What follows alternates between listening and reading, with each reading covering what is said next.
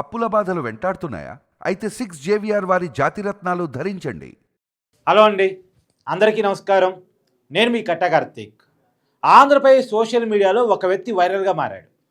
ఒక ఆంధ్రప్రదేశ్ సోషల్ మీడియాలోనే కాదు, మొత్తం 2 రాష్ట్రాల్లో కూడా తెలుగు స్టేట్స్లో ఒక వ్యక్తి సోషల్ మీడియాలో పెద్ద ఎత్తున ట్రోల్స్కి గురవుతున్నాడు, వైరల్గా మారాడు. ఆ వ్యక్తి బోరుగడ్డ అనిల్ కుమార్. జైలు నుంచి బయటకు వచ్చిన తర్వాత నాకు తెలిసి మొదటి ఇంటర్వ్యూ ఇచ్చాడు ఒక జర్నలిస్ట్కి. ఆ ఇంటర్వ్యూలో అనేక అంశాలని చెప్పాడు. ఆనాడు మాట్లాడిన మాటలు కావచ్చు, దానికి తను అనుభవించినటువంటి పనిష్మెంట్ కావచ్చు, పోలీసుల ట్రీట్మెంట్ కావచ్చు, ఇవన్నీ కూడా పూసకొచ్చినట్టు వివరించాడు.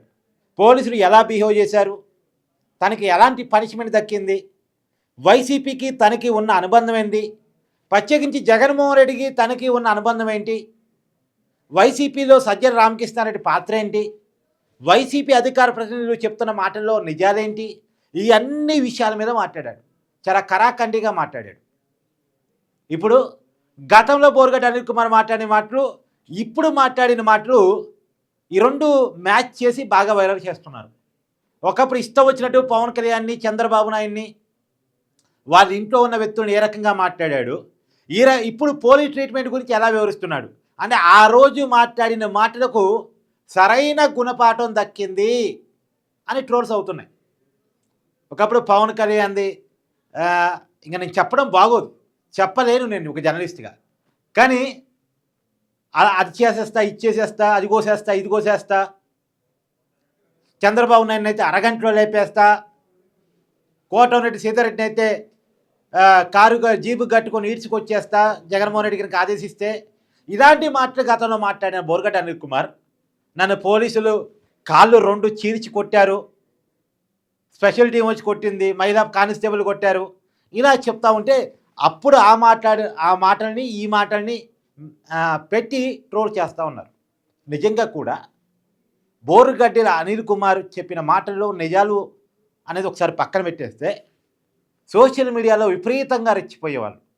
ఒక వ్యక్తిని టార్గెట్ చేస్తూ, అంటే విమర్శ వేరు, దూషణ వేరు. విమర్శిస్తే ప్రజాస్వామ్యం యాక్సెప్ట్ చేసింది. విమర్శించడం మంచిది, విమర్శించే గుణాన్ని, ప్రశ్నించే గుణాన్ని ఎవరూ తప్పుపట్టడం, కానీ దూషించే గుణాన్ని తప్పుపడతాం. దూషణ వేరు, విమర్శ వేరు. మాట వేరు, బూతు వేరు. మాట్లాడండి, బూతులు తిట్టకండి, విమర్శించండి, దూషణలు చేయకండి. ఆ వ్యక్తులను టార్గెట్ చేసుకోండి, ఆ వ్యక్తుల కుటుంబాన్ని వదిలేయండి.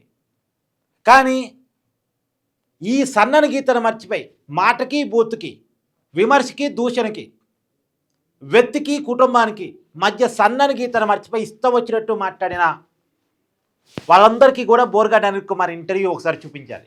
అలా మాట్లాడిన వాళ్ళు, మాట్లాడుతున్న వాళ్ళు, మాట్లాడదాం అనుకునే వాళ్ళందరికీ కూడా బోరుగడ్డ అనిల్ కుమార్ ఇంటర్వ్యూ అర్జెంటుగా చూడాలి. అలాంటి వాళ్ళందరికీ ఎలాంటి గుణపాఠం దక్కిద్ది అనేది. చివరికి అలాంటి వాళ్ళని ఎవరి కోసం వాళ్ళు మాట్లాడుతారో వాళ్ళు కూడా ఓన్ చేసుకోలేరు. ఇప్పుడు నిజానికి బోరుగడ్డ అనిల్ కుమార్ వైసీపీ అని చెప్పేసి అందరికీ ఒక ఉంటుంది కదా, కానీ ఆయన అరెస్ట్ అయినప్పుడు, ఆయన మీద కేసులు పడ్డప్పుడు, ఆయన జైలు జీవితం అనుభవిస్తున్నప్పుడు వైసీపీ పార్టీ మా పార్టీయోడు కాదు, మాకే సంబంధం లేదు అని పత్రికా ప్రకటన రిలీజ్ చేసింది. ఎందుకంటే సమర్థించుకోలేరు.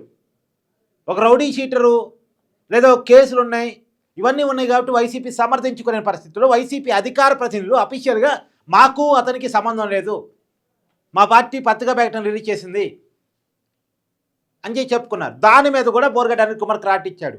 అసలు వీళ్ళందరికీ ఎవరు తెలుసు, నాకు జగన్మోహన్ రెడ్డి గారికి ఉన్న అనుబంధం, జగన్మోహన్ రెడ్డి గారి ప్రీ శిష్యుని నేను, నాకు బెయిల్ ఇప్పించిందే జగన్మోహన్ రెడ్డి గారు, జగన్మోహన్ రెడ్డి గారి పర్సనల్ లీగల్ టీం, కేవలం జగన్మోహన్ రెడ్డి గారి కేసులను మాత్రమే విచారించే పర్సనల్ లీగల్ టీం ఒక 2 వ్యక్తులకు బెయిల్ ఇప్పించింది.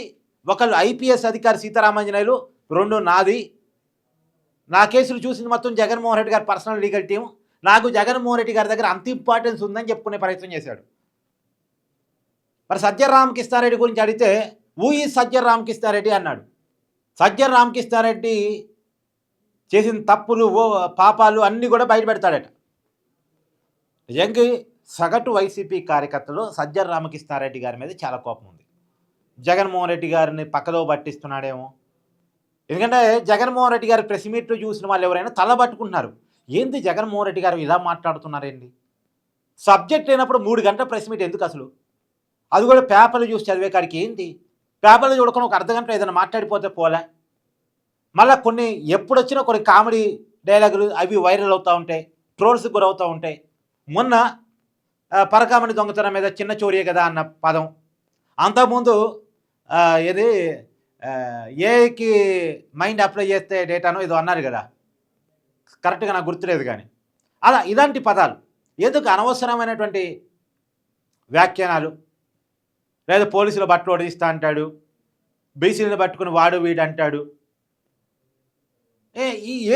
ఎందుకు ఇలా జగన్మోహన్ రెడ్డి గారు ఆయన స్థాయిని మరిచి మాట్లాడుతున్నారు? ఆయన ఒక మాజీ ముఖ్యమంత్రి, పార్టీకి అధినేత, ఆయనతో ఇలా ఎందుకు మాట్లాడిస్తున్నారు అని వైసీపీ నాయకులు తలలు పట్టుకుంటున్నారు.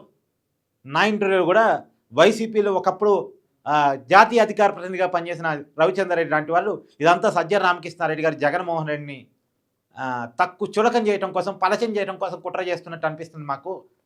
పార్టీని మొత్తం తన హ్యాండ్ ఓవర్లో పెట్టుకోవడానికి సజ్జల రామకృష్ణారెడ్డి గారు జగన్మోహన్ రెడ్డి గారిని ఇలా చేస్తున్నారని మాకు అనిపిస్తుందని అలాంటి వాళ్ళు కూడా మాట్లాడుతున్న పరిస్థితి. సరే, ఏది ఏమైనా సరే, సజ్జల రామకృష్ణారెడ్డి గారు మాట్లాడిస్తే మాత్రం జగన్మోహన్ రెడ్డి గారికి మాట్లాడటానికి ఉండాలి. అసలు ఆయన ఒక పార్టీకి అధినేత చూసుకోవాలి కదా, ఏం మాట్లాడుతున్నాం, ఎలా మాట్లాడుతున్నాం. రాసిచ్చింది గుడ్డిగా చదవటం కాదు కదా, ప్రిపేర్ కావాలి కదా, సబ్జెక్ట్ మాట్లాడారు కదా. ఒక ముఖ్యమంత్రిగా పనిచేసిన వ్యక్తి అంటే, రేపు ముఖ్యమంత్రి కావాలనుకున్న వ్యక్తి అంటే ఎట్లా ఉండాలి? సబ్జెక్టివ్గా ఉండాలి. ఎవరో స్క్రిప్ట్ రాసిస్తే, ఎవరో పక్కదో పట్టిపోతారా? తప్పుగా మాట్లాడేస్తారా? సరే, ఏదేమైనా బోర్గడ్డ అనిల్ కుమార్ మాత్రం చాలా విషయాల్ని, వైసీపీ సంబంధించిన విషయాలని చెప్పే ప్రయత్నం చేశాడు. అసలు వైసీపీకి బోర్గడ్డ అనిల్ కుమార్కి సంబంధం లేదు అన్నటువంటి వైసీపీ అధికార ప్రతినిధులని ఉద్దేశించి, ఎవరు వాళ్ళు అసలు కొత్తగా పదవులు పొందిన వాళ్ళకి ఏం తెలుసు నాకు జగన్మోహన్ రెడ్డి గారికి ఉన్న అనుబంధం, మా ఇద్దరిది గురు శిష్యుల బంధం అని చెప్పే ప్రయత్నం చేశాడు. అంటే అంతిమంగా బోర్గడ్డ అనిల్ కుమార్ వెనకాల వైసీపీ ఉంది, జగన్మోహన్ రెడ్డి ఉన్నాడు అని ఆయన చెప్పుకున్నాడు. ప్రజలకు ఉన్నటువంటి అనుమానం కూడా అదే కదా. బోర్గడ్డ అనిల్ కుమార్ అలా ఎలా రెచ్చిపోయాడు, ఎందుకు రెచ్చిపోయాడు అంటే వైసీపీ వెనకాల ఉంది కాబట్టి రెచ్చిపోయాడు. ప్రజలకున్న అనుమానం ఇది. ఒక బోర్గడ్డ అనిల్ కుమారే కాదు, సీరెడ్డి కావచ్చు, ఇప్పటికీ బయట దేశాల్లో ఉండి వైసీపీ తరఫున వీడియోలు చేస్తున్నటువంటి సోకాల్డ్ పర్సన్స్ ఎవరైనా కావచ్చు, వర్ర రవీందర్ రెడ్డి కావచ్చు, వీరంతా ఒకే కోవకు సంబంధించిన బ్యాచ్. అంటే వైసీపీ ఈ స్థాయిలో వీళ్ళను ఆడుకుంది. ఇంకొక స్థాయిలో కొడా నాని బూతులు తిడితే మంత్రి పదవి ఇచ్చారు, ఆర్కే రోజా బూతులు తిట్టుతున్న మంత్రి పదవి ఇచ్చారు. వాళ్ళ క్వాలిఫికేషన్స్ అవే. వైసీపీలో ప్రమోషన్ కావాలంటే, వైసీపీలో పదవులు కావాలి అంటే వాళ్ళకుండే క్వాలిఫికేషన్ ఏంది? ఏం చదువుకున్నావు, ఎంత చదువుకున్నావు, ఎంత సర్వీస్ చేసావు, ఎంత పొలిటికల్ లైఫ్ ఉంది, ఏ కుటుంబ నేపథ్యం ఏంటి, ఇవన్నీ కాదు. ఎంత బూతులు తిట్టగలవు, ఎన్ని దాడులు చేయగలవు, ఎంతమందిని బెదిరించగలవు, ఎలా మాట్లాడగలవు, ఎలాంటి తప్పులు చేయగలవు, ఇలాంటి క్వాలిఫికేషన్ ఆధారంగా పదవులు ప్రమోషన్ వచ్చాయి అన్నట్టు ప్రజలకున్న ఒక నమ్మకం. ఎందుకు ఆ నమ్మకం? గతంలో మంత్రి పదవులు రావటానికి ఉన్నటువంటి క్వాలిఫికేషన్స్ చూశారు కదా ప్రజలు. ఎలా కొడానానికి మంత్రి పదవి ఇచ్చారు, ఎందుకు ఇచ్చారు? మంత్రి పదవి చేపట్టిన తర్వాత కొడానాని చేసిన పని ఏంటి? ప్రెస్ మీట్ పెట్టి చంద్రబాబు నాయుడు తిట్టడం, ప్రెస్ మీట్ పెట్టి నారా లోకేష్ని తిట్టడం, చంద్రబాబు నాయుడు కుటుంబాన్ని తిట్టడం, అంబటి రాంబాబు, పేరు నాని, పవన్ కళ్యాణ్ని టార్గెట్ చేయటం, అనిల్ కుమార్ యాదవ్, ఆర్కే రోజే చంద్రబాబుని టార్గెట్ చేయటం, నారా లోకేష్ని టార్గెట్ చేయటం, ఇలాంటి వాళ్ళందరికీ ప్రమోషన్లు.